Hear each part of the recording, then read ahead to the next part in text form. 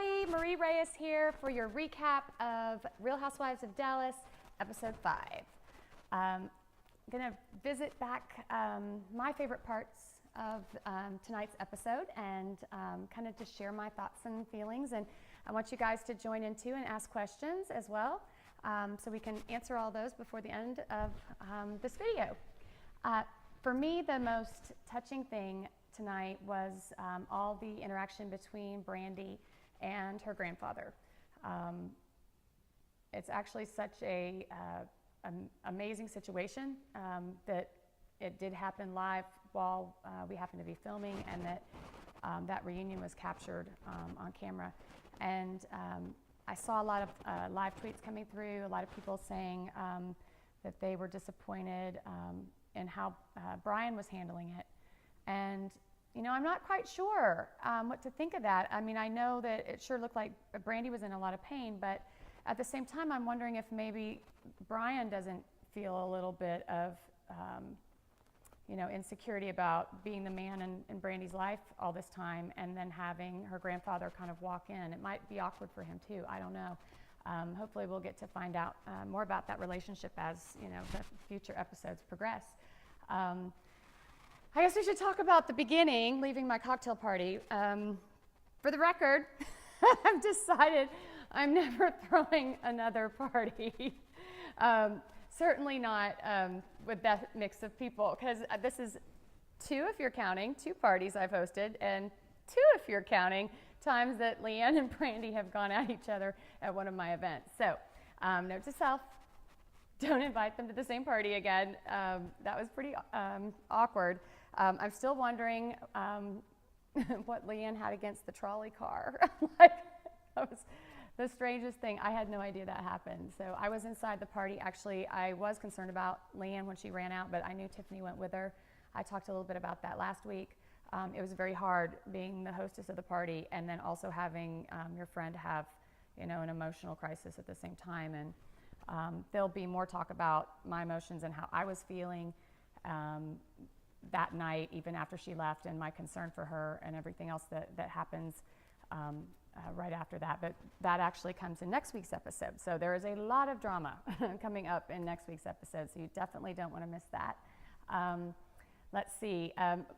Mark gets the Wife of the Year award for the amazing Cavalli dress that he bought for Carrie after the champagne incident on her other dress. So I totally love Mark. I want to borrow him for my own personal shopping. I wonder if Carrie will rent him out, because he's really good. And he enjoys it. I mean, why deny a man, you know, pleasure? He loves doing it. Let's see, Stephanie and Travis having their anniversary. So wonderful, beautiful bracelet, of course. I mean, wow. And the car, I mean, the whole thing, just such a lovely anniversary night for them. And I actually celebrated my anniversary last year too while we were filming. So, you know, pretty interesting. We got 2 anniversaries during that time that we were filming. So anyway, those are kind of some things that really stuck out to me. Tiffany and Leanne obviously making up again, which, you know, was a relief. I could definitely feel the tension and the discomfort from both of them with that fight and the aftermath. So always good to see people come back together. And I don't know, what do you guys think? Any questions? Is Brandi's husband really that cold?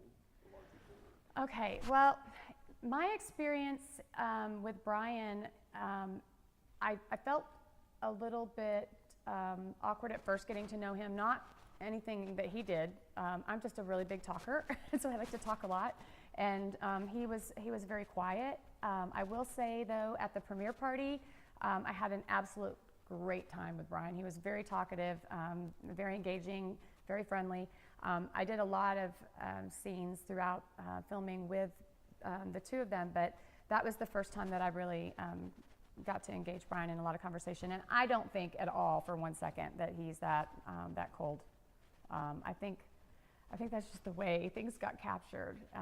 And you know, I can't imagine they'd be together this long if that was the case. So I think there has to be more to Brian and Brandi's love than maybe what we're seeing right now. Might be a little stressful, you know? I mean, I guess you guys have probably heard some of these marriages don't always work out when they go on TV. So I am sure there's a lot of stress. Do you happen to know who the valet guy was texting? Oh my gosh, every time I see that scene, I see that valet guy standing right there behind them. I had that same thought. I'm like, oh my gosh, I don't know if he's like videoing the whole scene, or if he was like 911, come get me, I need help. Yeah, that is hysterical. I have no idea, but I think it's great that you noticed that too, because I thought that was really funny. There's a lot of comments like that was the most hilarious part. It was. I mean, I guess, like I said, both times I watched it, I was like, wow, that guy is like right there over their shoulder the whole time. In the teaser, what were you and Leanne and Tiffany talking about? That's coming up next week. So I just a second ago brought up the fact that there is a lot of drama in the aftermath of my cocktail party, and part of that is the fact that, as you saw, Tiffany was yelled at for not having Leanne's back. And when she came back in and told me that, I was like, that's crazy. I mean, she was doing such a good job holding her own in that conversation. Why would you or I have needed to step in to take over for her? She was handling everything beautifully until she started throwing things.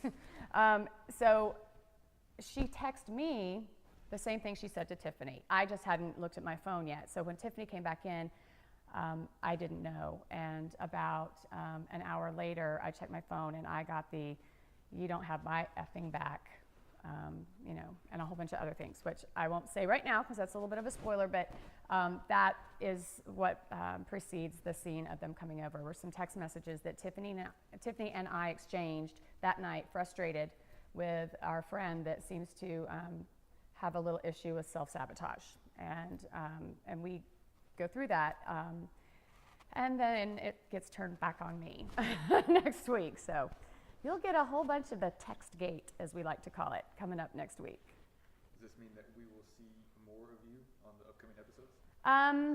Definitely next week for sure. You're going to see a lot of me next week. And yeah, there's a lot more to come, and a lot of dinner parties, more charity, if you haven't figured that out. And then our cast trip, of course, and I'm in quite a bit of that, all of it, really. But there's a lot of action in the cast trip. I'll put it that way. What was your favorite part of this episode? I would say the moment when Brandi's grandfather came in and her mom rushed over and hugged her dad, Brandi's grandfather. For me, that was the most powerful and my favorite moment. Awesome. What are you wearing right now? Oh my gosh, you guys! I'm wearing a blue silk shirt. It's made by a designer called Wayne, and some cute little white capris that you can't see probably because the camera's up too high, because it's waist up. Awesome. Well, thank you guys so much. Like I said, big things to come in episode 6 next week, so stay tuned and enjoy.